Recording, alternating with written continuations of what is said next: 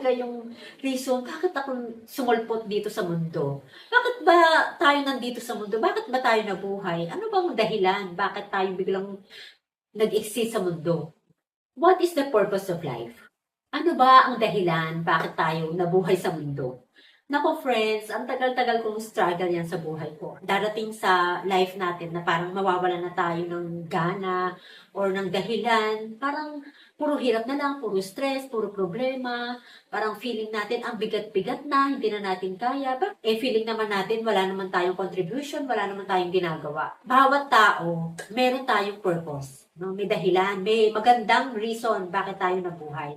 And syempre, bawat tao may iba-ibang perspective and opinion kung ano yung purpose ng buhay.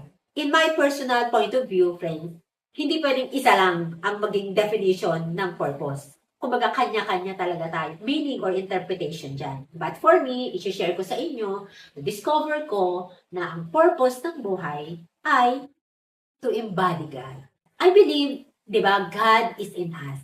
God is within us 24/7.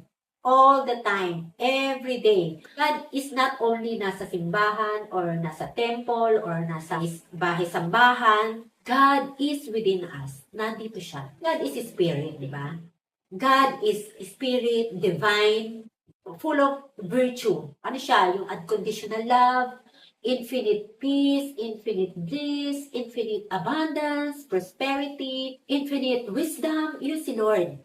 And ngayon, since si God is nasa sa atin siya, itong human body natin, itong human existence natin, is vessel niya, bahay niya, or templo niya.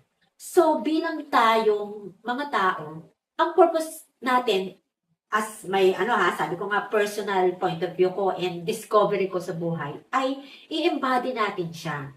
Maging generous tayo sa iba, makapag-share tayo ng blessings natin sa kanila. Kapag ka-embody natin yung virtue ni God, attributes niya, yung purpose ng life natin. Imagine, kapag ka ang contribution natin sa mundo ay we share love, we embody love, parang tayo yung physical representation ng virtue ni Lord, ng love, ng peace, ng bliss, ng patience, ng generosity, ng charity, infinite wisdom. Kumbaga, ang i-share natin sa kapwa natin ay wisdom, inspiration, motivation. We become the light. Tayo yung maging salt ng earth. Parang tayo yung magbigay ng lasa. Tayo yung magbigay ng kulay sa mundo na maging masaya, maging magaan, nagtutulungan ang bawat isa. So we embody God.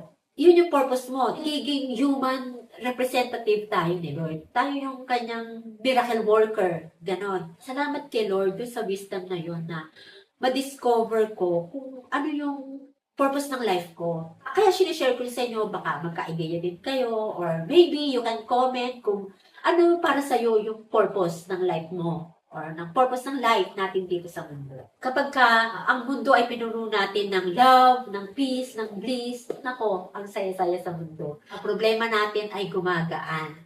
Liwanag kung tayo man ay nasa kadiliman. Bigay ng panibagong sigla kapag tayo ay pinanghihinaan, nawawalan ng gana sa buhay, na gusto na nating sumuko. Pero kapag there is somebody, human angel, human representative ni God, miracle worker na isinabuhay yung virtue, yung attribute ni God na very generous, very compassionate, understanding. Diba, parang naiiba, nasishare lang tayo ng good energy, lumalakas tayo.